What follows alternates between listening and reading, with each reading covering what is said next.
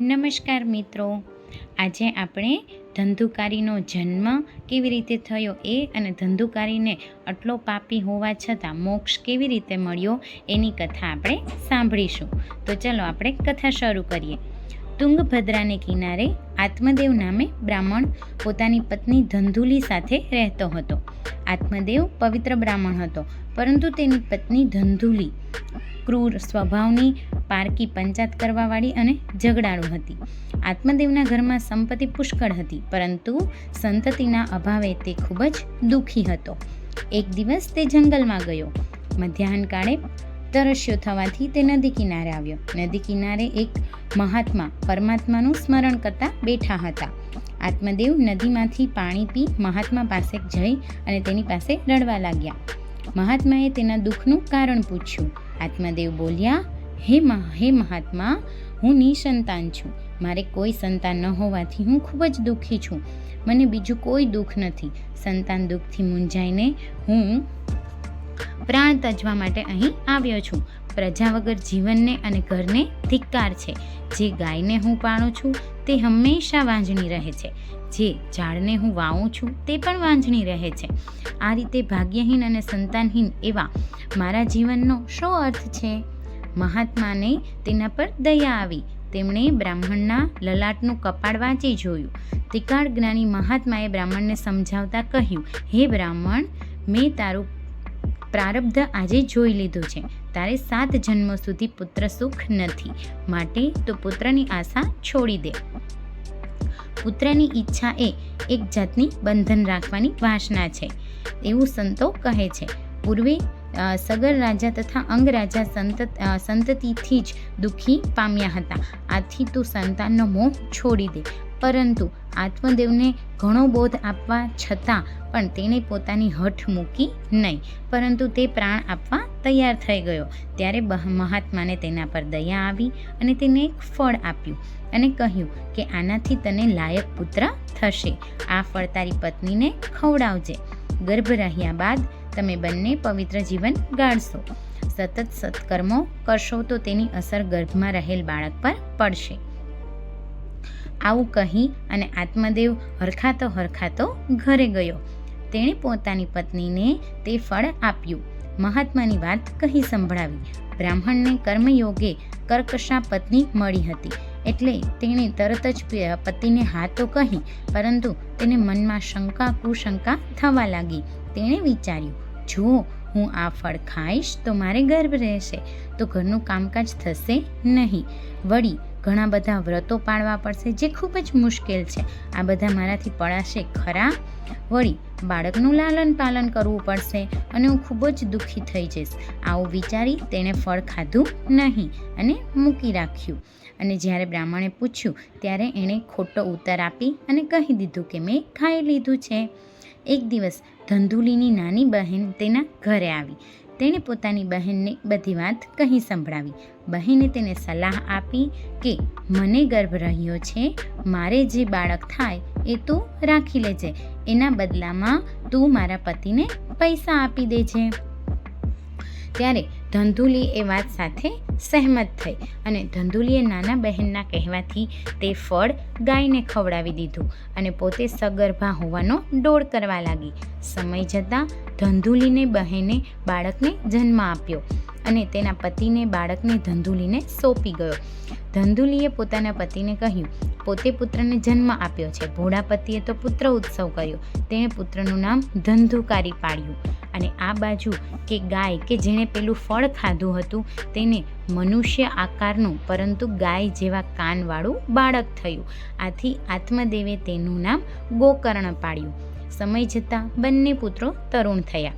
ગોકર્ણ પંડિત અને જ્ઞાની થયો, જ્યારે ધંધુકારી દુષ્ટ, ચોર, હિંસક અને કુસંગી બન્યો. એક સમયે તો તેણે માતા પિતાને મારી કૂટી અને બધા વાસણો વેચી નાખ્યા હતા. અને આ બધું જોઈ અને તેના પિતાને એવું થવા લાગ્યું કે આવા દુષ્ટ પુત્ર કરતાં તો વાંઝ્યાપણું સારું હતું. ત્યારે ગોકર્ણએ તેના પિતાને જ્ઞાન આપી વૈરાગ્યનો બોધ આપ્યો અને એ બોધ લીધા બાદ આત્મદેવ વનમાં ગયા અને વનમાં તપ કરવા લાગ્યા અને વનમાં જ પોતાનો દેહ છોડી દીધો. બીજી બાજુ પિતા મરણ પામ્યા છે એટલે પેલા ધંધુકારીએ માતાને મારી અને કહ્યું, બોલ ધન ક્યાં છે, નહીં તો લાત મારીને તને મારી નાખીશ. આવા વર્તનથી આઘાત પામી અને માતા ધંધુલી દુઃખી થઈ અને રાત્રે કૂવામાં પડી અને મરણ પામી. આ વખતે ગોકર્ણ તો તીર્થયાત્રા કરવા નીકળી ગયો હતો. માતાના મૃત્યુ પછી ધંધુકારી એકલો અટુલો પડી ગયો. તે તો વેશ્યાને પોતાના ઘરમાં લાવવા લાગ્યો. વેશ્યાને ખુશ કરવા માટે એ ચોરી કરવા લાગ્યો. એક દિવસ રાજાને ત્યાં ચોરી કરી. દાગીના, સારા વસ્ત્રો, કિંમતી આભૂષણો લઈ આવ્યો અને વેશ્યાઓને આપ્યું. પુષ્કળ ધન એકઠું થયેલું જોઈ પેલી વેશ્યાઓની દાનત બગડી. તેણે વિચાર્યું કે જો રાજા તેને પકડી પાડશે અને રાજા તેનું ધન કબજે કરી મારી નાખશે, સાથે સાથે આપણે પણ પકડાઈ જઈશું, તેથી આપણે જ ધંધુકારીને મારી નાખીએ. આમ વિચારી અને વેશ્યાઓએ સૂતેલા ધંધુકારીને દોરડાથી બાંધી ગળામાં ફાંસો નાખી મારવા પ્રયત્ન કર્યો, પરંતુ ધંધુકારી મર્યો નહીં. આખરે વેશ્યાઓએ બળતા અંગારા ધંધુકારીના મોંમાં નાખી અને તેને મારી નાખ્યો અને તેને ઘરમાં જ દાટી દીધો. તેના દેહનો અગ્નિ સંસ્કાર પણ કર્યો નહીં. અને વેશ્યાઓએ લોકોને કહ્યું કે બ્રાહ્મણનો છોકરો છે ધંધુકારી, એ ધન કમાવા માટે પરદેશ ગયો છે. અને લાગ જોતાં બધી વેશ્યાઓ ધન લઈ અને નાસી ગઈ. ધંધુકારી પોતાના કુકર્મને લીધે ભયંકર પ્રેત બન્યો. આ બાજુ યાત્રામાં ગયેલા ગોકર્ણએ ગ્રામજનો તરફથી રસ્તામાં આવેલા ભાઈના મૃત્યુના સમાચાર સાંભળ્યા. તેણે ગયાજીમાં જઈ અને ધંધુકારીનું શ્રાદ્ધ કર્યું, પિંડદાન કર્યું અને તે ફરતો એક દિવસ પોતાના નગરમાં પાછો આવ્યો. સાંજ પડીએ એને ધંધુકારી પ્રેતે જુદા જુદા સ્વરૂપો ધરી અને દેખાડ દેવા લાગ્યા, પણ તે કંઈ બોલી શકતો ન હતો. આથી ગોકર્ણએ તેનું વર્તન જોઈ તેના ઉપર મંત્રવાળું જળ છાંટ્યું. મંત્રના પ્રભાવથી પ્રેતની વાચા છૂટી ગઈ. તે બોલવા લાગ્યો, હું તારો ભાઈ ધંધુકારી છું. મેં ઘણા પાપ કર્યા છે, તેથી મારી આ દશા થઈ છે. ભાઈ, મને આમાંથી મુક્ત કર. ગોકર્ણએ કહ્યું, મેં તારા માટે વિધિપૂર્વક પિંડદાન કર્યું છે, શ્રાદ્ધ કર્યું છે, પણ તું પ્રેતયોનીમાંથી કેમ મુક્ત ના થયો? ત્યારે ધંધુકારી બોલ્યો, હું અતિ પાપી છું. મારું એકવાર નહીં અનેકવાર શ્રાદ્ધ કરશો છતાં પણ મને ઉદ્ધાર મળશે નહીં. આથી કોઈ બીજો ઉપાય વિચારજો. સવાર થતાં ગોકર્ણએ બધા બ્રાહ્મણો વિદ્વાનોને ભેગા કર્યા અને બધાને પૂછ્યું, પણ કોઈ પાસે ઉત્તર હતો નહીં. છેવટે ગોકર્ણએ સૂર્યનારાયણને પૂછ્યું. ત્યારે સૂર્યનારાયણે તેમને શું ઉત્તર આપ્યો એ આપણે હવે જાણીએ. સૂર્યનારાયણે કહ્યું, તારે શ્રીમદ ભાગવતની વિધિપૂર્વક કથા કરવાની છે. કથા સાંભળવાથી પ્રેતને મુક્તિ મળશે. માટે તું 1 સપ્તાહની કથા કર. જે જીવની મુક્તિ શ્રાદ્ધથી ન થાય તેને શ્રીમદ ભાગવતના શ્રવણથી જ મુક્તિ મળે છે.